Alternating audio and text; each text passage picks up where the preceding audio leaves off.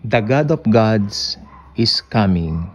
Pag narinig po ninyo ito, ano pong pumapasok sa mga isip po ninyo? Jesus is coming soon. Jesus is coming back.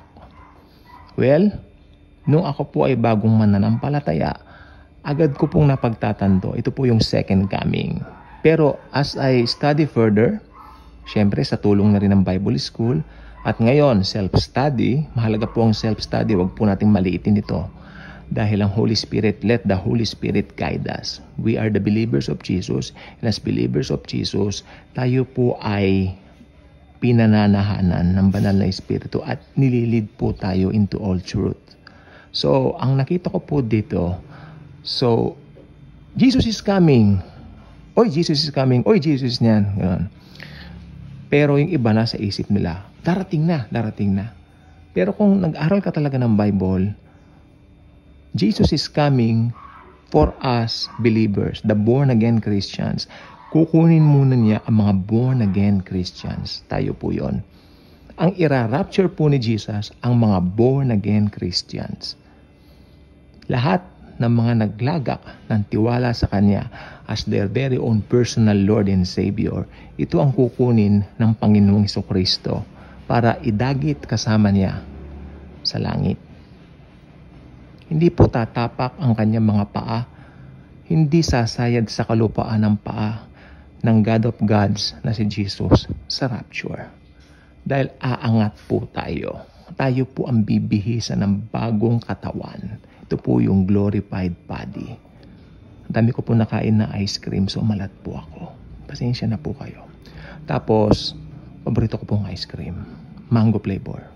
Tapos, pag-angat po natin, we will be with Him forever and ever. Then, alam na po natin ang kasunod nito dito po sa kalupaan na iniwan natin ay magaganap na po ang tribulation. First 3.5 years, tribulation. Then, pag ipinatigil na po ng Antichrist yung offering sa temple at itatanghal na nito ang kanyang sarili bilang Diyos, ay pasok na po yung Great Tribulation. Mas mahirap po yon.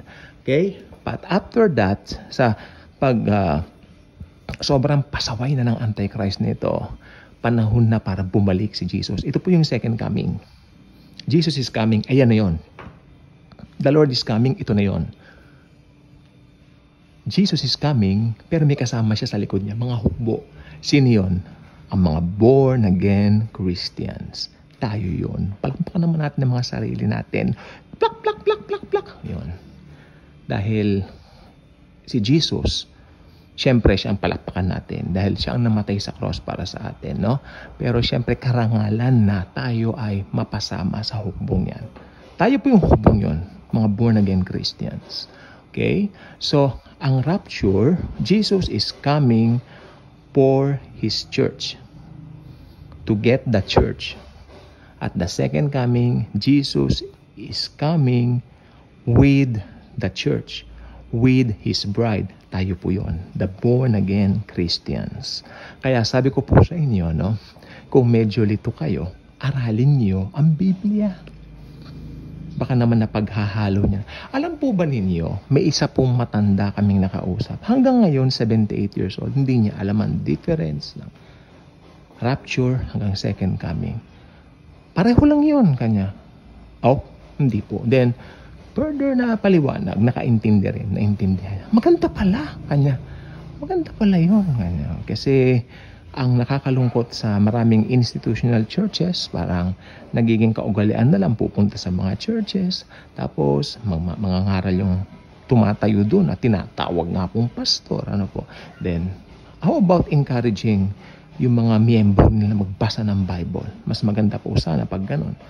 Di po ba? Kaya mag-self-study. Ang ganda po, may pakinabang po talaga. So, ayan lang pong gusto ko pong sabihin.